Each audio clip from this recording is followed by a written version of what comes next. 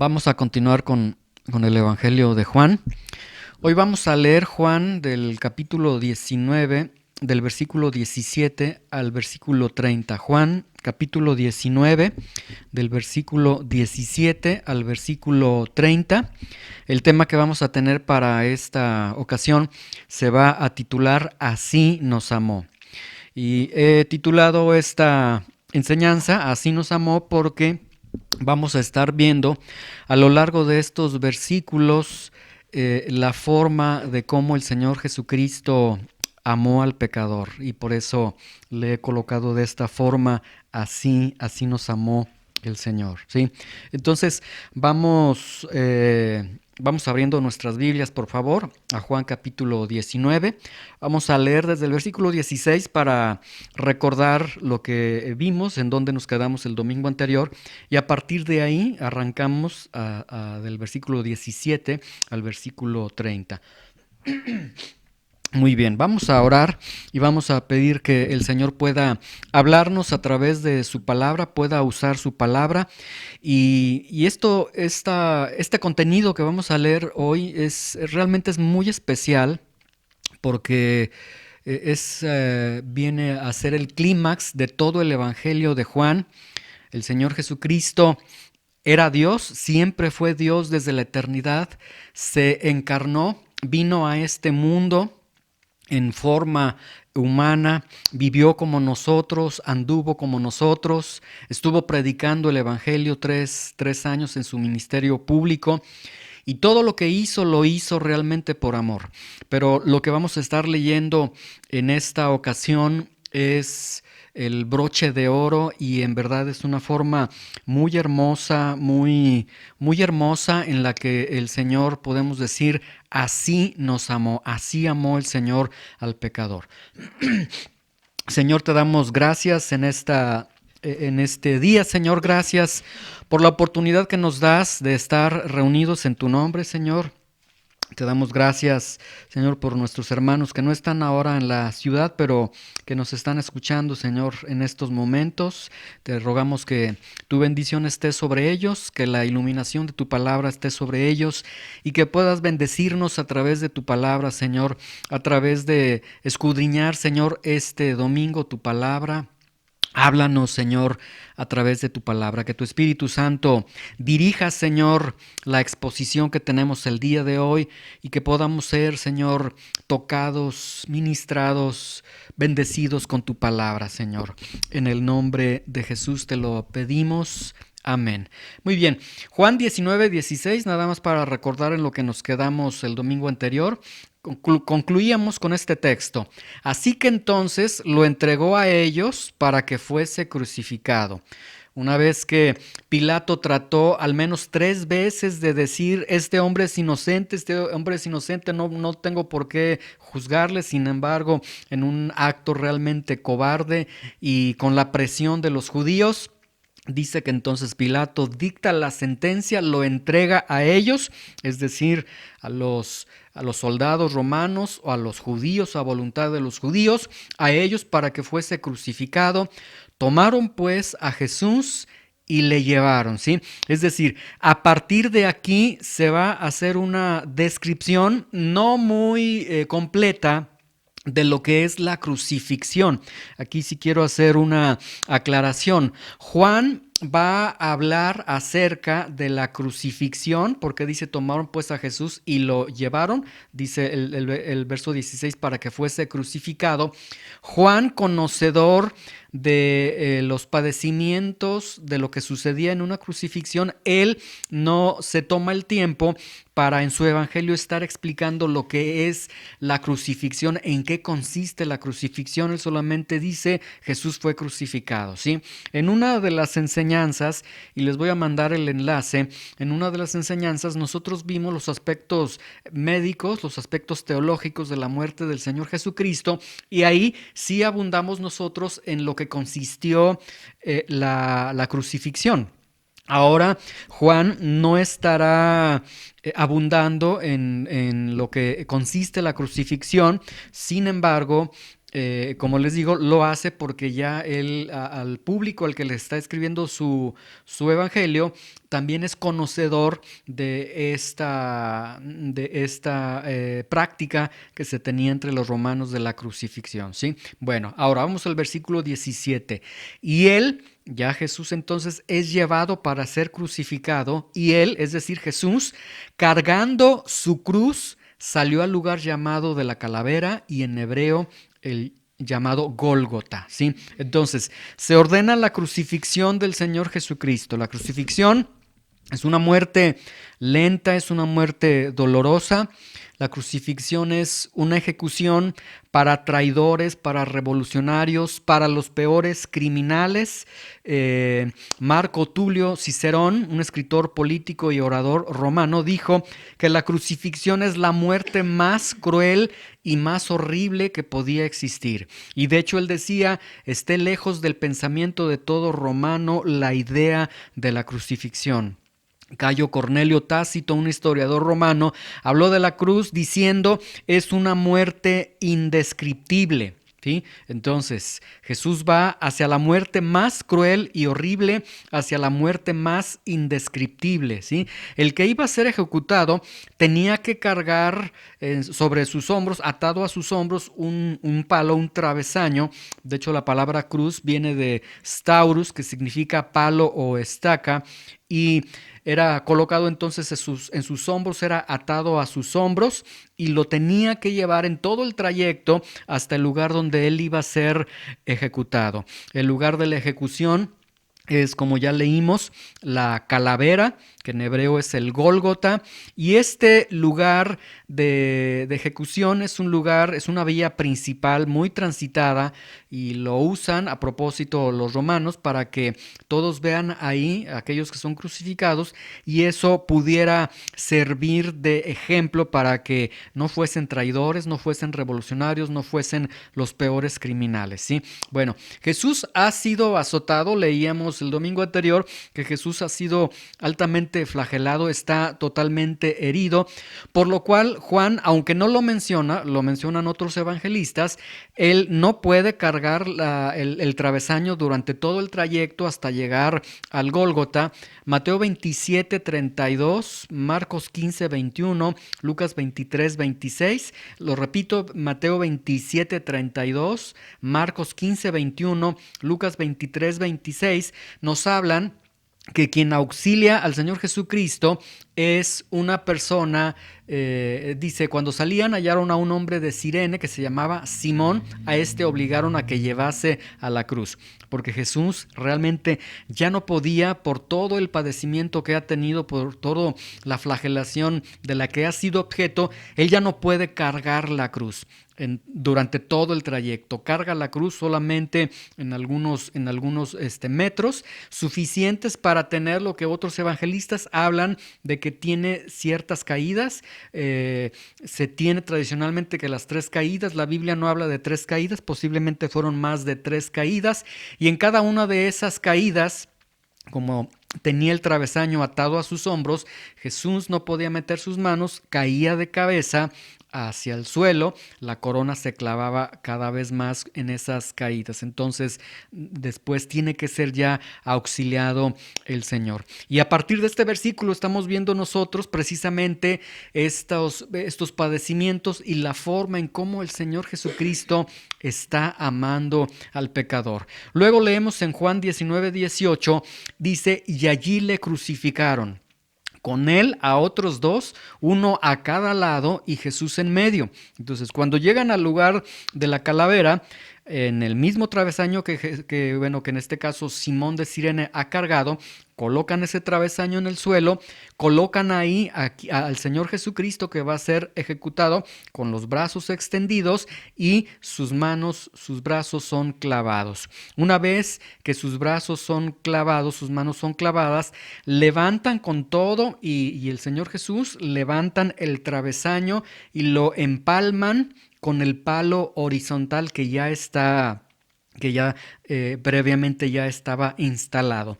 El palo horizontal tiene un pedazo de madera a la altura de los pies de aquel que va a ser ejecutado, y esto no es para, bueno, tiene la idea de soportar el cuerpo, pero no con el propósito de aliviar el dolor, sino con el propósito de intensificar el dolor. ¿Por qué?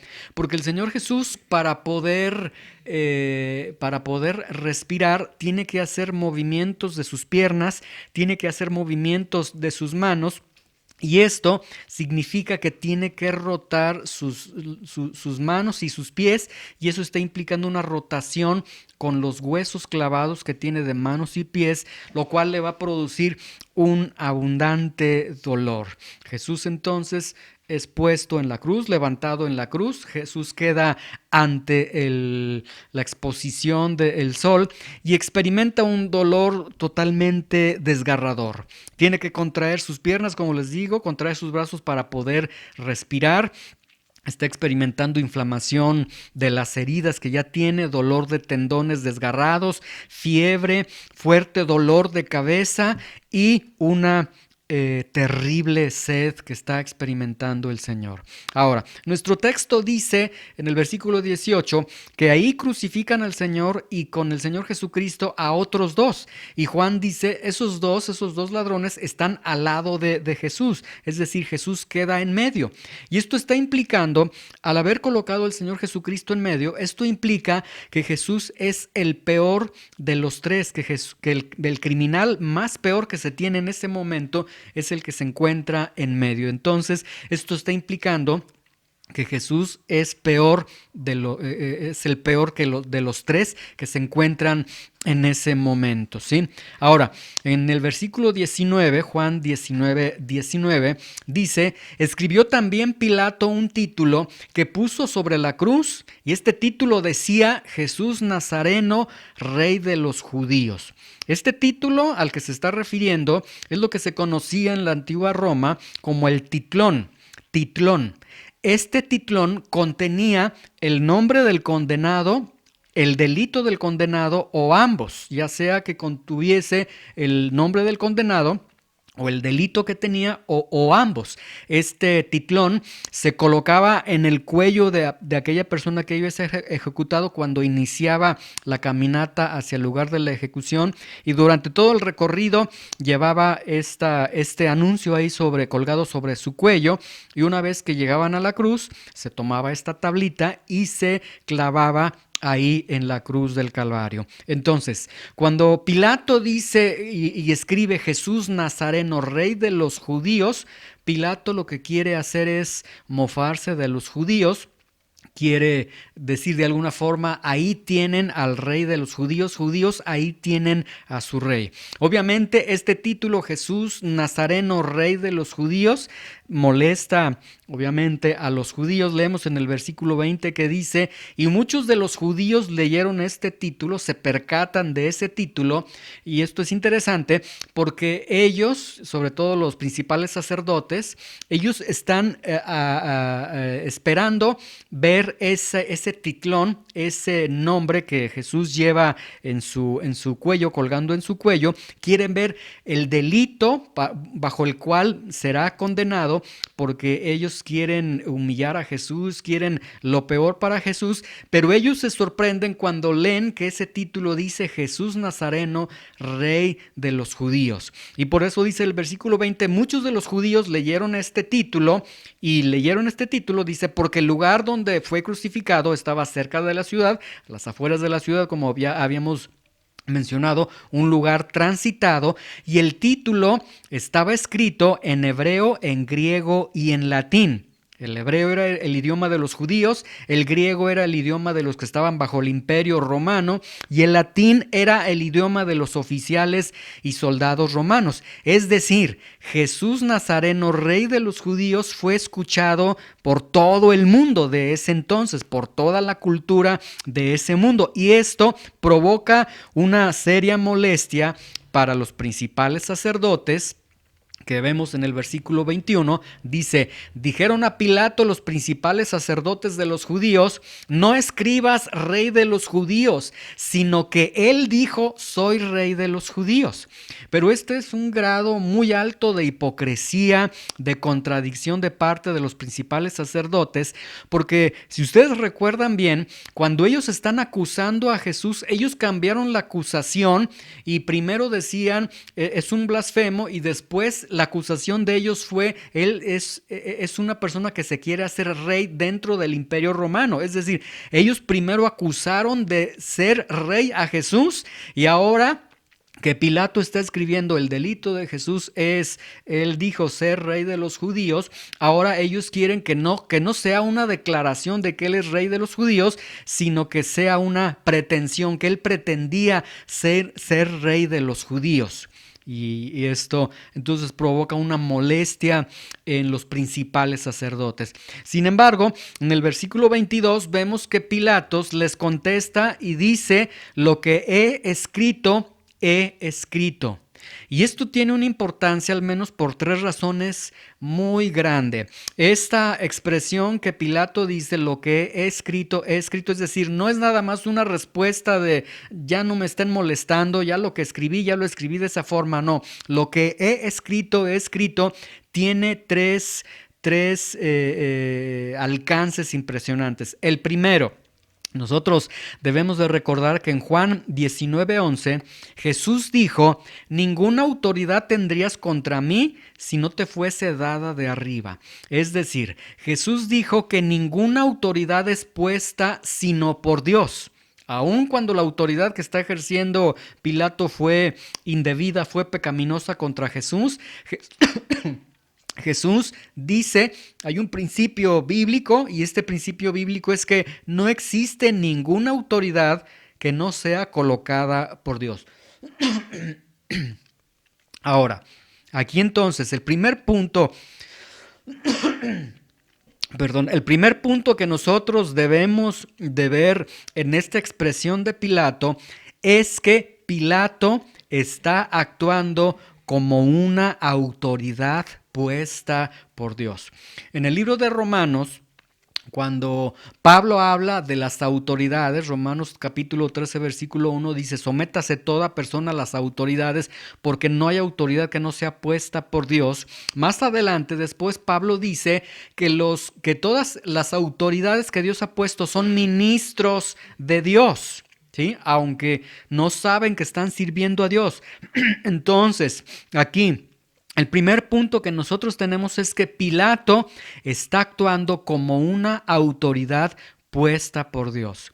Esto significa que la decisión que él tiene el peso de una autoridad que ha sido colocada nada más y nada menos que por Dios. Ahora, el segundo aspecto que tiene de importancia lo que he escrito, es que esta expresión es un modismo judicial del tiempo romano que significa la expresión de una decisión legal. Entonces, una autoridad puesta por Dios está expresando una decisión legal. Y número 3, Pilato está tratando a los judíos como homicidas de su propio rey. Entonces, lo que he escrito implica que Jesús fue declarado judicialmente como rey. Es decir, la historia misma nos muestra, la historia misma nos da testimonio de que la autoridad en ese tiempo, el Imperio Romano, que Jesús fue declarado judicialmente. Jesús fue declarado por la autoridad más importante en ese tiempo como rey. Ahí está, la misma autoridad lo ha declarado rey, aunque Pilato lo haya hecho a manera de mofa, pero Pilato, él tiene autoridad delegada de parte de Dios. Y segundo, la segunda consideración que tenemos es que los judíos también son judicialmente declarados como participantes como homicidas de su propio rey. Y esto ya después, 40 años después, vemos con la caída de Jerusalén cómo el Señor trajo un juicio severo sobre su pueblo. Ahora vamos al versículo 26. Cuando los soldados hubieron crucificado a Jesús, tomaron sus vestidos e hicieron 4 partes, uno para cada soldado, lo que nos deja ver que habían 4 soldados. Tomaron también su túnica, la cual era sin costura, de un solo tejido de arriba abajo. Bueno, aquí, primeramente, que los soldados se quedaran con los vestidos de aquel que iba a ser ejecutado, eso era parte del sueldo de los verdugos. Ellos por eso, cada vez que crucificaban a una persona, pues se quedaban como parte de su sueldo con sus vestiduras. Aquí las vestiduras que tiene la persona, en este caso el Señor Jesús, vemos que consiste de 5 partes. La primera es la túnica, que es la ropa interior, es decir, la túnica es la parte que tiene contacto directo con la piel del cuerpo. Se tiene la túnica, se tiene la capa, que es la ropa exterior, se tiene el cinto, sandalias y turbante. Aquí nosotros vemos que los soldados son 4 soldados, se reparten entre 4 partes, de tal forma que queda solamente la túnica como la parte quinta, y es la que ellos van a empezar a hacer juegos para echarse suertes y ver quién se queda con esa túnica, ¿sí? Sin embargo, nosotros aquí tenemos la imagen del mundo, aquí se retrata la imagen del mundo, ¿sí? El Hijo de Dios muriendo por los pecados de los hombres, y sin embargo los soldados jugando y repartiéndose su ropa como si fuera un criminal más. Es decir, vemos una total indiferencia, y vemos que la indiferencia es tan grave como la hostilidad. El domingo anterior vimos el peligro de la neutralidad. Ahora vemos el peligro de la indiferencia. Podemos ser neutrales con el Señor Jesús, ni para caminar, ni para no caminar. Eso es totalmente peligroso, totalmente aberrante delante de Él. Pero otro pecado es la indiferencia, que muchas veces nosotros actuamos también de una manera indiferente, así como estos soldados. El Señor Jesús muriendo por los pecados de los hombres, y nosotros jugando y viendo a ver quién se queda con sus vestiduras como si fuera una persona mal. Entonces, tan grave como es la hostilidad es la indiferencia, y que Dios nos guarde de ser indiferentes para Él. Luego el versículo 24 dice: entonces dijeron entre sí los soldados romanos, dijeron: no la partamos, sino echemos suerte sobre ella, a ver de quién será. Y esto fue para que se cumpliese la escritura que dice: repartieron entre sí mis vestidos, y sobre mi ropa echaron suertes, y así lo hicieron los soldados. Vemos que aquí se cumple la escritura. ¿Cuál escritura se cumple? Salmo 22:18, se los leo, dice: repartieron entre sí mis vestidos, y sobre mi ropa echaron suertes. Este Salmo 22:18 fue escrito 1000 años antes de este evento, 1000 años antes de que Jesús estuviese clavado en la cruz del Calvario. David, vemos que entonces, 1000 años atrás, describe, bajo la inspiración del Espíritu Santo, describe una ejecución que nunca había visto en su vida, porque en el año 600 antes de Cristo se inicia la crucifixión por los persas. Después de años lo toman los romanos y la perfeccionan. Entonces vemos aquí cómo el Señor está profetizando de una ejecución que en ese tiempo, cuando David escribe el Salmo 22, ni siquiera existía todavía. Y lo que nosotros podemos ver aquí es que con la muerte del Señor Jesucristo se cumplía todo lo que Dios había prometido desde el Antiguo Testamento. Y esto es impresionante. Toda la escritura del Antiguo Testamento se está cumpliendo en este momento con la muerte del Señor Jesucristo. Versículo 25. Estaban junto a la cruz de Jesús, su madre, la hermana de su madre, María, mujer de Cleofas, y María Magdalena. Vemos que aquí se encuentran 4 mujeres. Se encuentra la mamá de Jesús, María. Se encuentra Salomé, la tía de Jesús. Lo que nos deja ver que entonces Juan y Jesús eran primos. Se encuentra María, mujer de Cleofas, y se encuentra María Magdalena.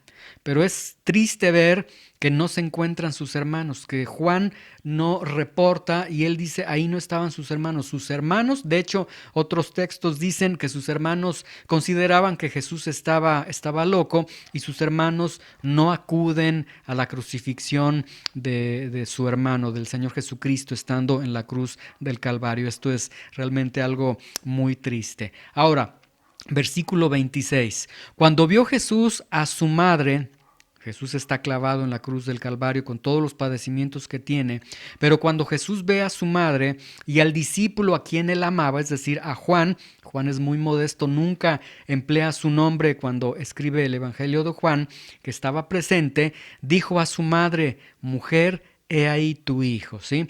Y aquí, bueno, primero, vamos a considerar que cuando Jesús está en la cruz del Calvario, ya habíamos nosotros mencionado que la posición que él tiene es muy complicada para que él pueda respirar.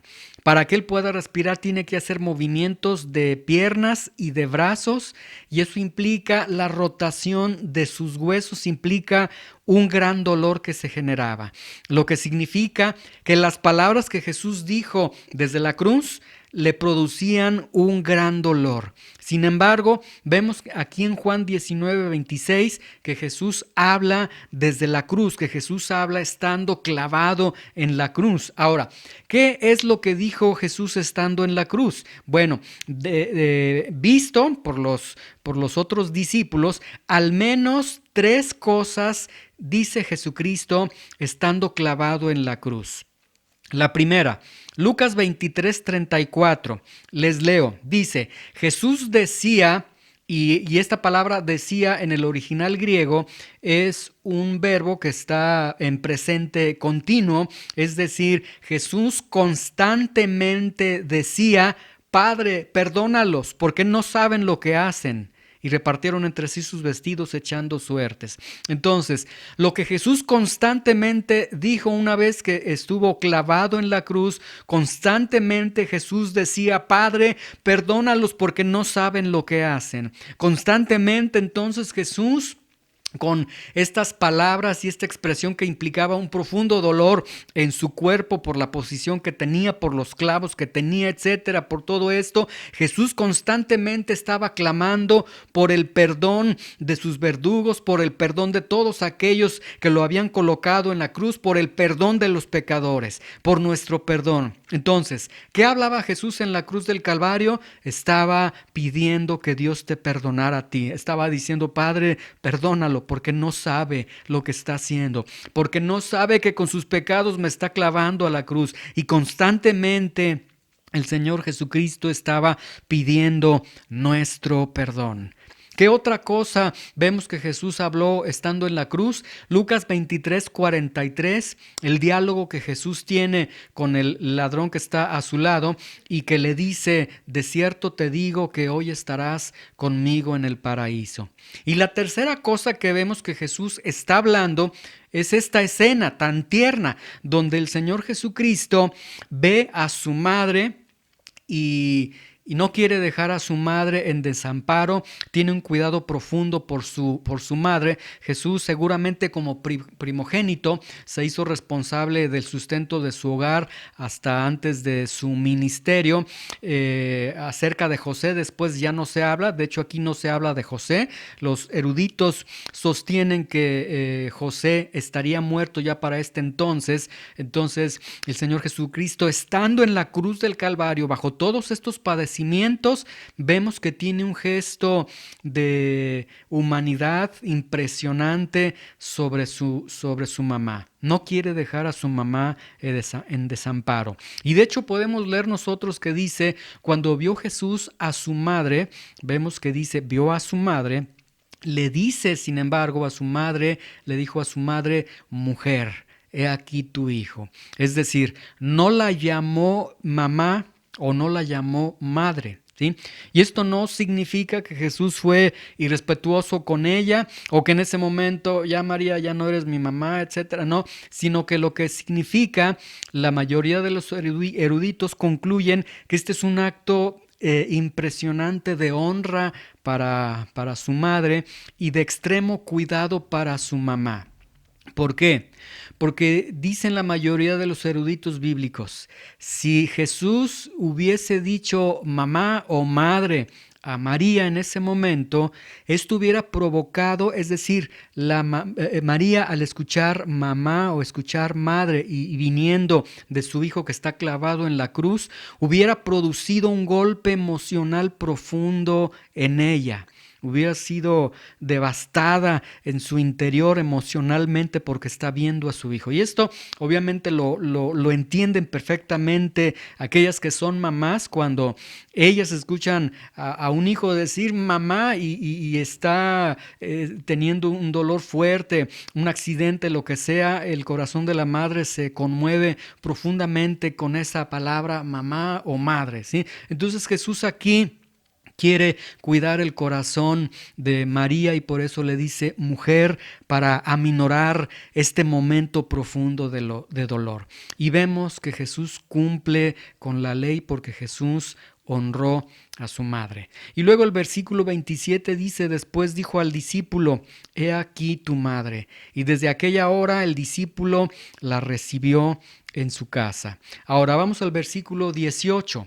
Y el versículo 18 nos habla ya los últimos momentos de que Jesús está en la cruz. Dice, después de esto, sabiendo Jesús que ya todo estaba consumado, dijo para que la escritura se cumpliese, tengo sed. Ahora, bueno, aquí Juan es muy rápido en decir esto, pero nosotros debemos de recordar que Jesús fue crucificado a las 9 de la mañana y estuvo crucificado hasta las 3 de la tarde.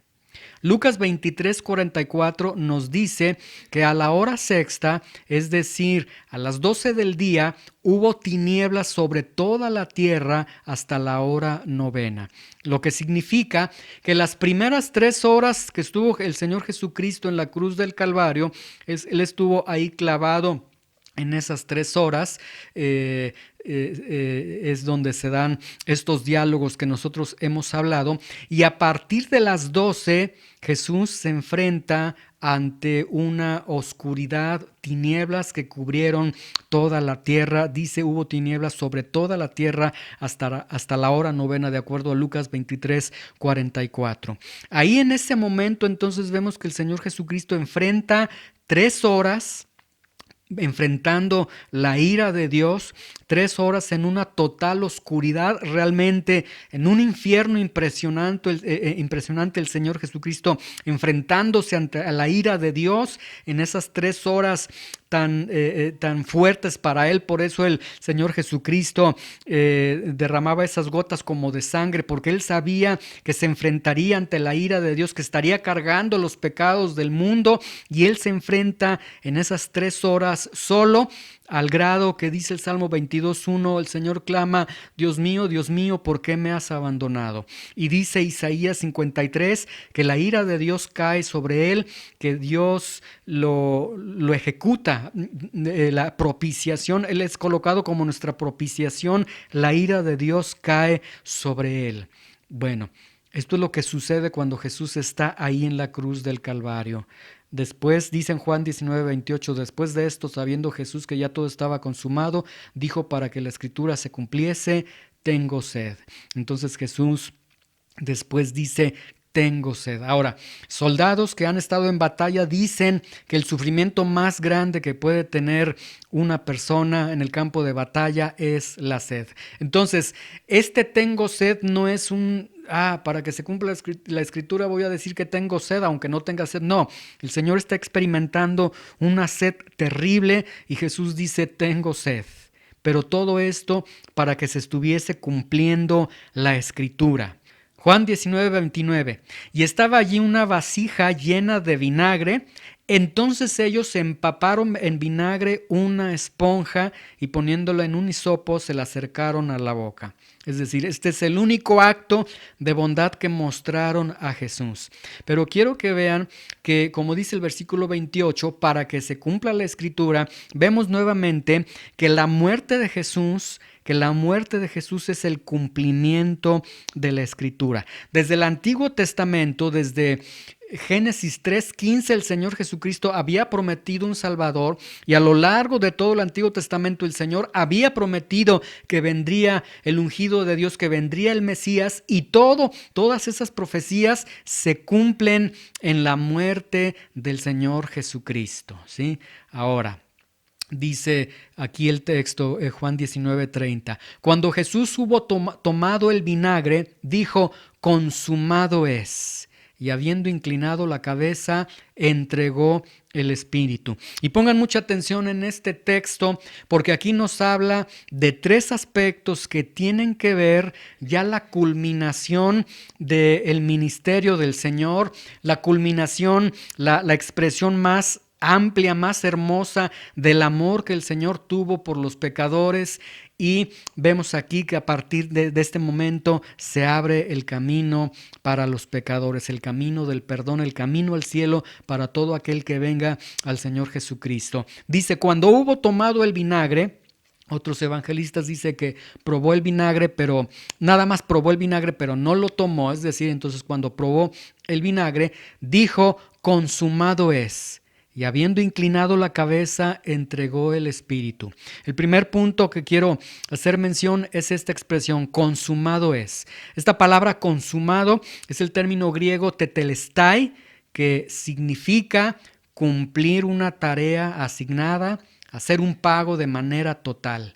Tetelestai se ha encontrado en papiros como recibos de pago de impuestos. A través de la historia han encontrado papiros que contiene esa palabra tetelestai y está implicando el pago total de una deuda. Entonces, tetelestai, consumado es, significa que la obra de la redención había quedado pagado en ese momento en la cruz. Ahora, cuando Jesús hubo tomado el vinagre, dijo: consumado es. Este consumado es no es un grito de liberación. No es como si Jesús estuviese diciendo: bueno, ya para que se cumpla la escritura, para salir de estos padecimientos, de estos sufrimientos, voy a decir consumado es y se cumplirá la escritura. No, tetelestai no es un clamor de liberación, sino es un grito de victoria, un grito de decir: el camino está abierto a partir de este momento para todo pecador que quiera venir al Padre a través de mí. Entonces, cuando Jesús dice consumado es, a partir de ese momento el Señor dice: la puerta está abierta para ti. Nos abrió la puerta a cada uno de nosotros y la puerta sigue abierta para cada uno de nosotros. El otro punto tan hermoso que tenemos aquí en este texto es que dice: habiendo inclinado la cabeza. Y nosotros podríamos leer este texto y decir: bueno, el Señor está con sus manos clavadas en la cruz del Calvario, que quizás Juan está diciendo cuando dice que inclinó la cabeza, es que la cabeza se le fue para abajo, quedó el Señor sin vida y su cabeza por la inercia se va hacia abajo. Sin embargo, esto no es lo que nos quiere decir el evangelista Juan. En el original griego, cuando dice inclinando la cabeza, escuchen con atención, en el original griego cuando dice inclinando la cabeza, significa que echó la cabeza hacia atrás. Y esto entonces nos está hablando no de la caída de su cabeza tras la muerte, porque el texto dice que Él entregó el Espíritu, y ahorita vamos a ver qué significa que entregó el Espíritu, sino que esta cabeza que Él está echando hacia atrás, su cabeza que le está echando hacia atrás, nos habla de la acción de poner su cabeza en posición de reposo. ¿Sí? Lucas 23:46, hablando de esto mismo, dice: entonces Jesús, clamando a gran voz, dijo: Padre, en tus manos encomiendo mi espíritu. Es decir, Lucas está diciendo: Jesús murió con una oración en sus labios.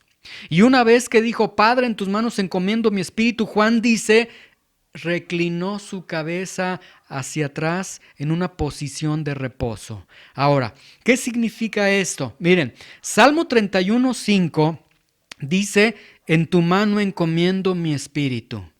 Y este Salmo 31:5, en tu mano encomiendo mi espíritu, era la oración de los niños judíos cuando ellos se iban a dormir. Ellos cuando se iban a dormir hacían sus oraciones y una de las oraciones que hacía era precisamente el Salmo 31:5. Señor, en tu mano encomiendo mi espíritu. Y los niños se acurrucaban y dormían confiadamente en sus camas. Bueno, Jesús toma esta oración y la hace más tierna porque Jesús le añade la palabra Abba, le añade Padre. Y entonces esto está implicando que cuando Jesús dice, Padre, en tus manos encomiendo mi espíritu, y luego Él inclina la cabeza, es decir, pone su cabeza en posición de reposo, lo que significa es que para Jesús morir fue como quedarse en los brazos de su Padre. Y en ese momento el Señor descansa en una posición, en una postura de descanso. La parte donde dice que entregó el Espíritu significa que Jesús murió cuando Él decidió morir. Es decir, que Él murió como un acto de su propia voluntad. En Juan 10, 17 y 18 Jesús había dicho, por eso me ama el Padre, porque yo pongo mi vida para volverla a tomar. Nadie me la quita, sino que yo de mí mismo la pongo. Tengo poder para ponerla y tengo poder para volverla a tomar. Este mandamiento recibí de mi Padre. Y ya después el texto entonces concluye diciendo, cuando Jesús hubo tomado el vinagre, dijo, consumado es, y habiendo inclinado la cabeza, colocándose en una posición de reposo, descansó en los brazos de su Padre celestial y entregó el Espíritu. Y ahí se escribió la redención de todo pecador. Ahí concluyó. Vamos a leer, vamos a 1 de Juan 4:9 y 1 de Juan 4:10 para concluir esta exposición. 1 de Juan 4:9 y 1 de Juan 4:10. Y doy lectura y este texto dice lo siguiente. En esto se mostró el amor de Dios para con nosotros, en que Dios envió a su Hijo unigénito al mundo para que vivamos por Él. Y todo lo que hemos leído desde el capítulo 1 hasta este capítulo 19 en este Evangelio de Juan, podemos dar testimonio de ello y leemos, en esto se mostró el amor de Dios para con nosotros, en que Dios envió a su Hijo unigénito al mundo. Hemos leído acerca de que Jesucristo ha sido enviado a este mundo. Ya hemos visto la encarnación, hemos visto cómo vivió, hemos visto tantos pasajes a lo largo de este Evangelio de Juan que podemos ver que ahí se mostró el amor de Dios para con nosotros, para conmigo, para contigo. Ahí se mostró el amor de Dios, como Dios enviando a su Hijo unigénito al mundo para que tú tengas vida eterna a través de Él. Y luego dice el verso 10, en esto consiste el amor, no en que nosotros hayamos amado a Dios, porque nosotros no tuvimos ningún acto de amor para Dios, porque nosotros éramos pecadores, porque nosotros estábamos muertos en nuestros delitos y pecados, porque nosotros aborrecíamos todo lo que tenía que ver con Dios, porque nosotros no queríamos caminar con Dios. Y dice el apóstol Pablo, nadie buscaba a Dios, ni uno, ni siquiera uno buscaba al Señor. Pero dice, en esto consiste el amor de Dios.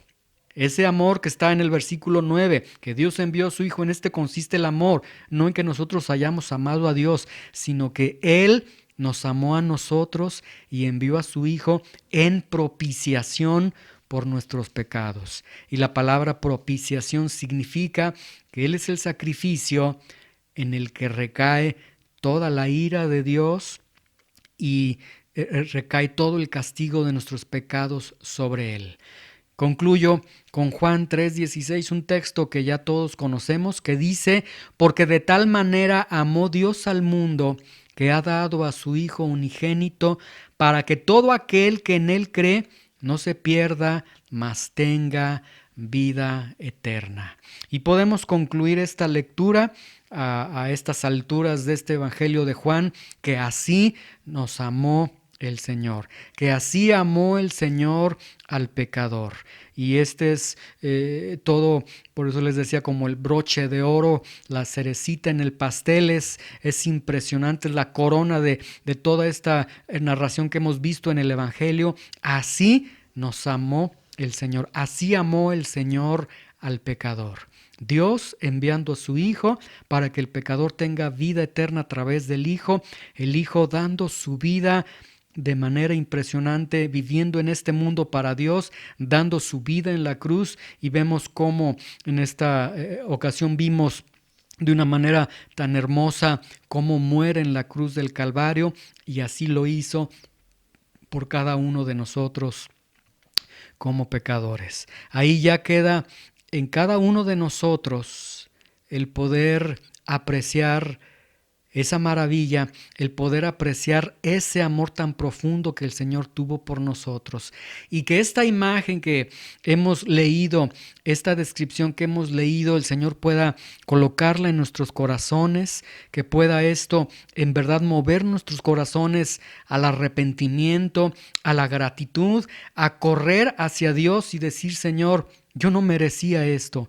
Tú no tenías que haber mandado a tu Hijo. Jesús, no tenías que haber vivido esa vida. No tenías que haber ido a la cruz del Calvario, porque yo soy responsable de mis pecados, porque la culpa de mis pecados, el castigo de mis pecados tuvo que haber caído sobre mí. Pero el Señor así nos amó a cada uno de nosotros.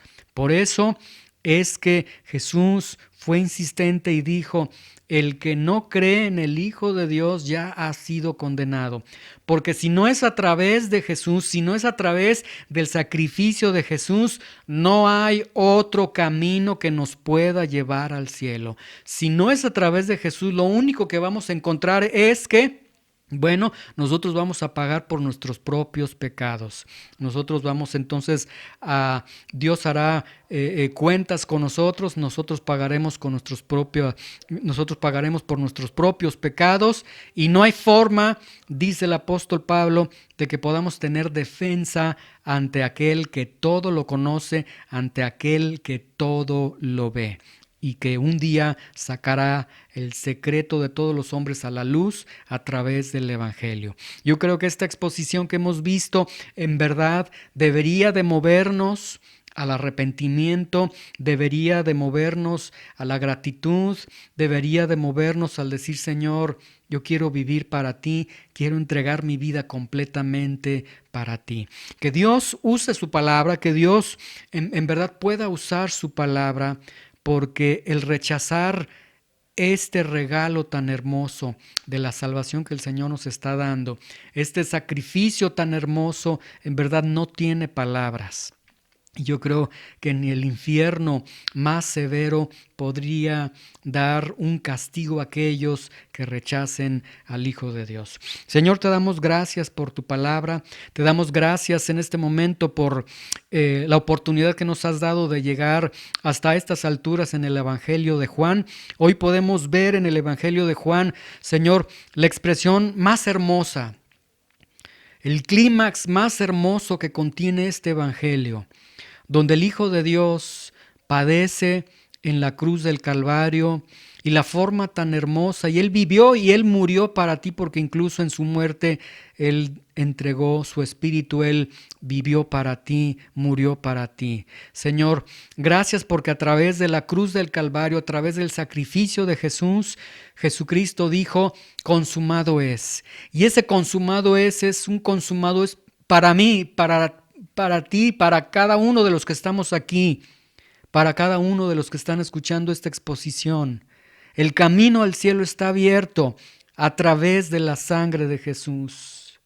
Señor, ayúdanos a transitar este camino de rodillas, Señor, y no a pisotear, como dice el libro de Hebreos, la sangre del Hijo de Dios. Señor, obra a través de tu palabra. Trae arrepentimiento, Señor, a través de tu palabra, Señor. Y que el propósito de este evangelio, como hemos visto desde un inicio, es para que crean que Jesús es el Hijo de Dios. Que, Señor, tú uses tu palabra, Señor, y tú traigas arrepentimiento, convicción, traigas fe, traigas una obra hermosa en cada uno de aquellos que estén escuchando tu evangelio, Señor. Te damos gracias en el nombre de Jesús. Amén.